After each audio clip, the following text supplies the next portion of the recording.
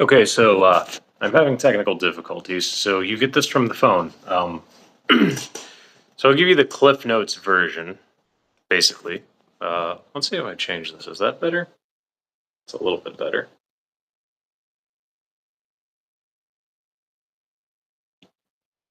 I'm trying to change things. I've never done this on my phone before. So anyway, the Cliff Notes version is the uh, the DOJ is not going to be able to keep up because the left is just openly defying. Oh, does it go this way? No. That's kind of better. The left is openly defying the rule of law in this country. LA County has decided that ICE enforcing the law is a state of emergency. I think they made it. I don't know how to hold this. I'm left-handed, so this might be upside down. Whatever. You can just have my head chopped off. LA County having ICE enforcement is a state of emergency. That's what the left has decided. There's also a band of roving criminals that set a police car on fire and it ended up exploding in Boston. Rule of law is breaking down in this country, and well, to be frank, it's not going to be pretty when rule of law breaks down. It's going to be chaotic.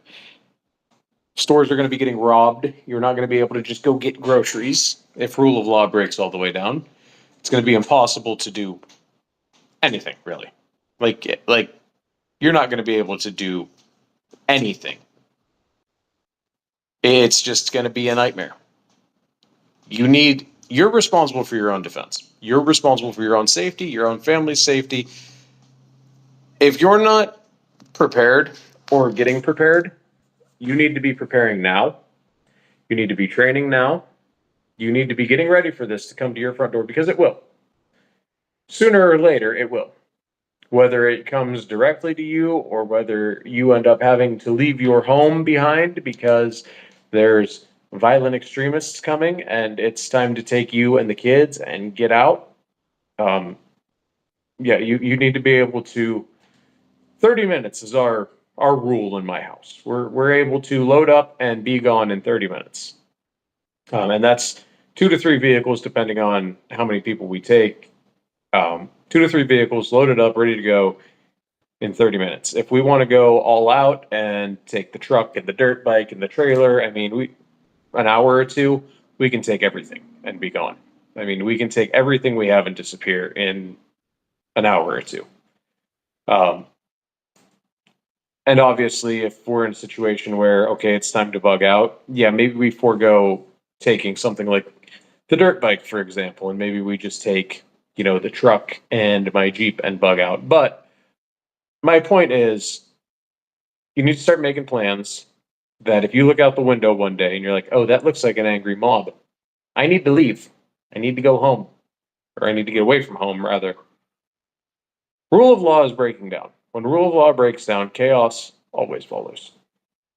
You don't want to get caught up in chaos. If you're someone like me and you carry everywhere you go all the time, maybe it's as simple as carrying an extra mag and bringing your go bag with you to work. I always bring my go bag to work because I'm on the road. I work on the road. So, there's a possibility that I break down and I need that bag. Or there's a possibility that I get into some town and I can't get the truck out. So I can at least get out on my feet and find a safe spot. I don't really care too much about a truck at that point. It's just something to think about. You need to start preparing. If you live in one of these big cities, especially, and you have elderly family members, your mother's bedridden, whatever it is, you need to figure out how you would get your mother out of these situations. You need to figure out how you would get your crippled father, your whoever, whatever your special circumstances, you need to figure out how you would get them to a safe place. What is the safe place? Is there a hospital just outside of town that might be safe for them? Is there a hospital in the next town over? Is there a friend in the next town over? What is there that you can get them to. Where can you go? Where is safe? You know, for a lot of people, the answer is simple. Hit up a hotel outside of town. Pack your 3-day bag. You've got some clothes, you've got some food. Pack your 3-day bag. Go to the next town over and grab a hotel room for the weekend and peek in as you go. For me, there's a lot of woods and train tracks that connect every town around me. And if they're not connected directly by train tracks, you can get close by train track. For me, it's as simple as we bug out and get the wife and anyone else to a safe location out of town, next town over, somewhere where there's no violence or no craziness going on. And then, I jump on the dirt bike and I take the train tracks through these towns and I ride along the tracks to stay off the roads and make sure that, oh, hey, the violence has died down, or no, the violence is still going. There's a few towns that I can get in and out of on the train tracks, and I can get into town kind of the back way, and I can kind of take a look around and then dip back onto the tracks, and no one would ever know I was there. Um, it's something to think about. It's something to pick your brain. Um, it's gonna get nasty before it gets nice. There's a high probability we're going to see more people like Kyle Rittenhouse rising, especially in red states. Seeing another Kyle Rittenhouse is definitely not something that I wouldn't expect in the next couple months, especially in red states. I could definitely see in these bigger cities, I could see more people showing up and doing things like, yeah, not in my town. And I'm going to protect my town. This is my business. I'm going to protect it with a gun. If you try to burn my business down, I'm going to shoot your ass. Like, I can see a lot of that going on. And I don't know. I wanted to touch base on these. Probably Monday we'll get my tech problems fixed, and we'll get everything squared away, and we'll do an actual video on these things and go a little more in depth into these events. And who knows what's going to happen during the weekend? Probably more. So stay tuned, I guess. I wanted to give you something. I'm sorry it's only not even 10 minutes, but that's all you get for today. So I apologize. But yeah, definitely be prepared for shit to hit the fan. And that's not necessarily meaning, oh, hey, get more guns. That's not necessarily meaning get more ammo. When I say be ready and start training, I mean, it could be as simple as you start jogging because you might have to make a big movement on foot. For me, I know that I will be introducing cardio to my trips to the gym. As much as I hate doing cardio, I abhor cardio. I am the worst at doing cardio. I just hate it. And if I do cardio, I'll probably end up riding the bike instead of running because I really hate running. Like I'm just not a coordinated man. I try to run, I trip. I'm just like terrified to actually run on a treadmill because I'm afraid of like eating shit and getting sent off the back of it. Like I'm just terrible with treadmills. I'm terrible with technology. So probably, the stationary bike, get your heart rate going. It's at least some form of cardio. And ultimately, nothing simulates as well as the real thing. Get out there and run if you're worried about running with your kit on. If you're worried about running in a plate carrier, a chest rig, or just with your go bag, throw that go bag on and walk a couple miles this weekend, just to make sure that you can do it. Because there's no guarantee you're going to be able to drive out. If things get hairy, you might have to walk out. I mean, there's cities that have seen roads blocked by burning cars, and you can't get around them. Now, even for someone like me, I have a big fuck off bumper on the front of my Jeep, and even I wouldn't try to move a burning car with my Jeep. I would find an alternative route, or I would, I would push through some vehicles that weren't on fire. But if there's 2 or 3 burning cars blocking the road, I'm not pushing through that. I'm not going to risk, rupturing a gas tank and, burning myself and my family alive. I'm just going to go a different way. That's why front and rear bumpers are important. But I mean, statistically, that front bumper is probably going to pay for itself the first time you cream a deer. Just putting that out there. And I hope I'm not putting out bad juju, and I hope I don't end up creaming a deer now. But yeah, I just, when I say get training, I don't necessarily mean go out and shoot. Obviously, you should be doing that. But yeah, it might be as simple as train by training, practice getting the wife and the kids in the car in under 5 minutes.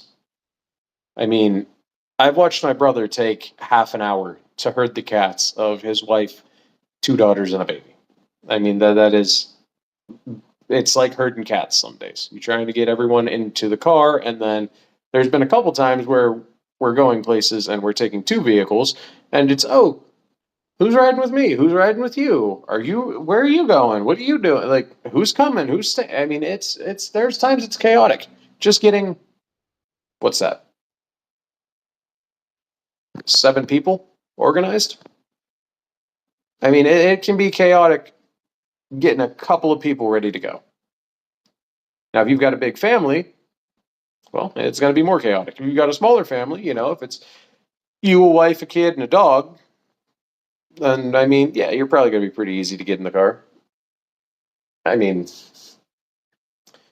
if you've already got your bags packed, you got a 3-day bag packed, it's you, your wife, your kid, and a dog, and you load them up into the car, and hopefully you drive to the next town, get a hotel room for the weekend, and yeah, it sucks. You blew $100, but it's better than being wrapped up in a riot and somebody got hurt.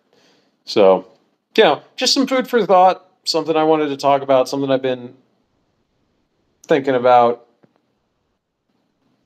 I'm really concerned for the collapse of society. I've gotten to the point where I am taking security a lot more seriously when I go into cities. That's all I'm going to say about that.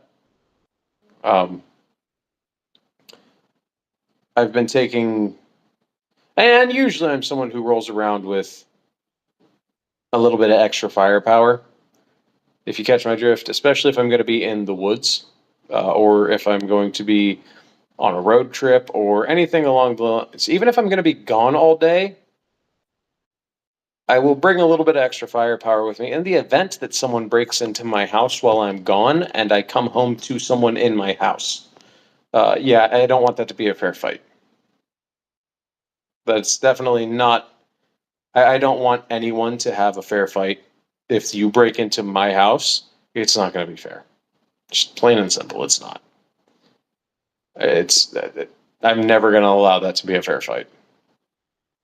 But just some food for thought. Also, if you do plan on bugging out, if you ever get into a situation where you need to bug out, 2 things to remember.